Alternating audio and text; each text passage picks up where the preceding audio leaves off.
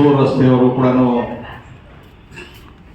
ಪ್ರಾರಂಭ ಮಾಡ್ತೀವಿ ಅಂತೇಳಿ ಪ್ರಸ್ತುತ ಸರ್ಕಾರ ರೈತರಿಗೆ ನೋಟಿಸ್ಗಳನ್ನು ಕೊಡ್ತಾ ಇರೋದು ಕೂಡ ನನ್ನ ಗಮನಕ್ಕೆ ಬಂದಿತ್ತು. ಯಾಕಂದರೆ ನಾನು ಸ್ವಲ್ಪ ಮದುವೆ ಬ್ಯುಸಿಯಲ್ಲಿದ್ದೆ.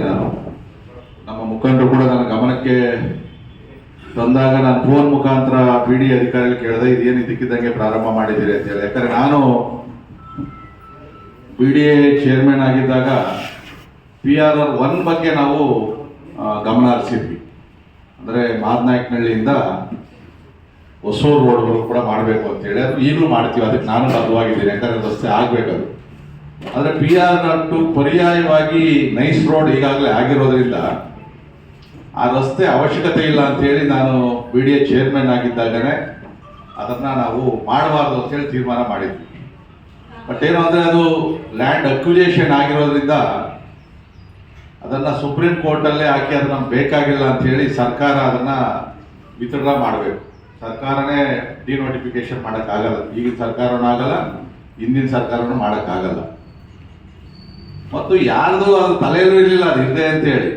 ಅನೇಕ ಜನ ನನಗೆ ಪ್ಲ್ಯಾನ್ ಅಪ್ರೂವಲ್ಲು ಇವೆಲ್ಲ PDAಗೆ ಬಂದಾಗ ಈ PRR ರೋಡು 2 ಏನಿತ್ತು ಅದು ಭೂ ಸ್ವಾಧೀನ ಆಗಿರೋದ್ರಿಂದ ಅದನ್ನು ನಾವು ಚೇಂಜ್ ಆಫ್ ಲ್ಯಾಂಡ್ ಯೂಸ್ ಮಾಡೋಕ್ಕಾಗಲ್ಲ, ಭೂ ಸ್ವಾಧೀನದಿಂದ ಬಿಟ್ಟ ಮೇಲೆ ಮಾಡ್ತೀವಿ ಅಂತೇಳಿ ಅದನ್ನು ಹೊರತುಪಡಿಸಿ ನಾವು ಚೇಂಜ್ ಆಫ್ ಲ್ಯಾಂಡ್ ಯೂಸ್ ಮಾಡಿದ್ವಿ. ಆ ಭಾಗದ ಶಾಸಕರು ಸತೀಶ್ ರೆಡ್ಡಿ, ಕೃಷ್ಣಪ್ಪ ಅವರು ಕೂಡ ಅವಾಗ ಅದನ್ನು ಕೈ ಬಿಡಬೇಕು ಅಂತ ಹೇಳಿದರು. ಅವಾಗ ನಾನು PDA ಬೋರ್ಡಲ್ಲೇ ಪ್ರಸ್ತಾವನೆ ಮಾಡಿದ್ವಿ, ಇದರ ಅವಶ್ಯಕತೆ ನಮಗೇನಿಲ್ಲ ಅಂತೇಳಿ.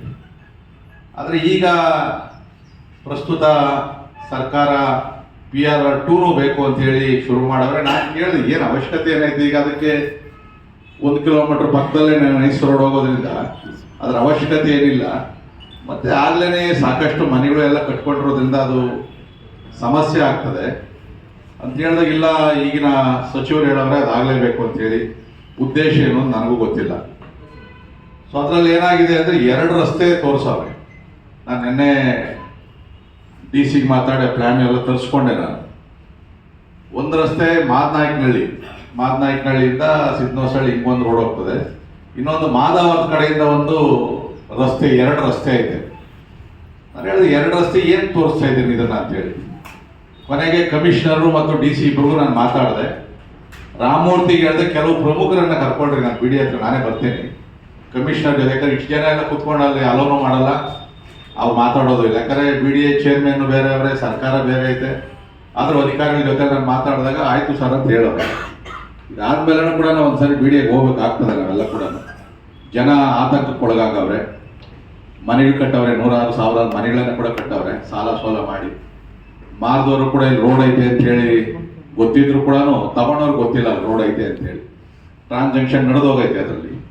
ಆದರೆ ಭೂ ಸ್ವಾಧೀನ ಆಗಿರ್ತಕ್ಕಂಥ ಜಾಗವನ್ನು ತಗೊಬಾರ್ದು. ಆದ್ರೆ ಮುಗ್ಧರು ಏನು ಮಾಡವ್ರೆ, ಏನಿಲ್ಲ ತಗೊಳ್ರಿ ಅಂತ ಹೇಳಿದ್ರು, ಕಟ್ಟಿದ್ರು. 2 ಮನೆ ಕಟ್ಟಿದಾಗ ಇನ್ನೊಬ್ಬ 2 ಮನೆ ಕಟ್ಕೊಂಡೆ ಈ ಥರ ಆಗೋಗೈತೆ ಅದರಲ್ಲಿ.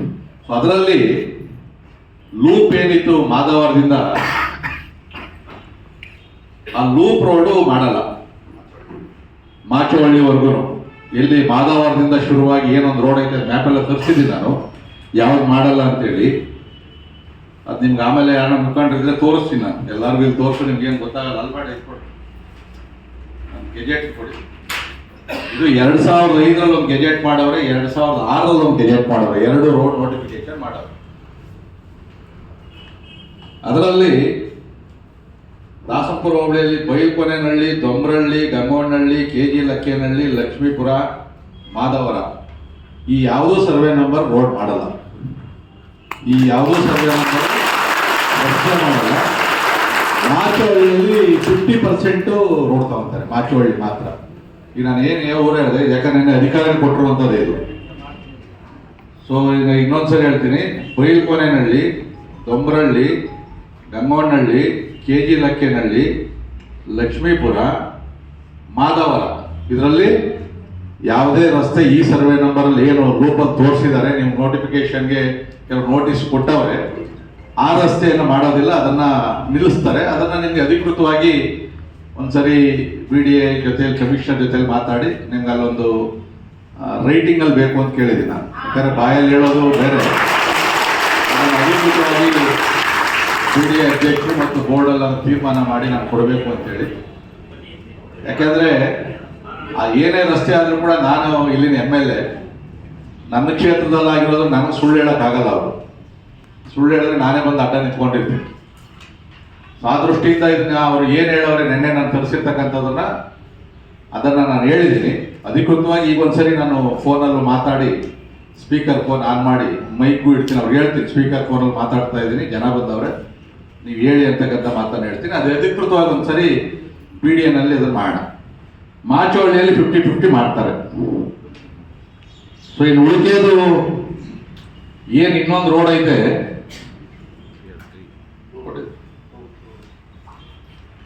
ಅದು ಮಾಡ್ತಾರೆ.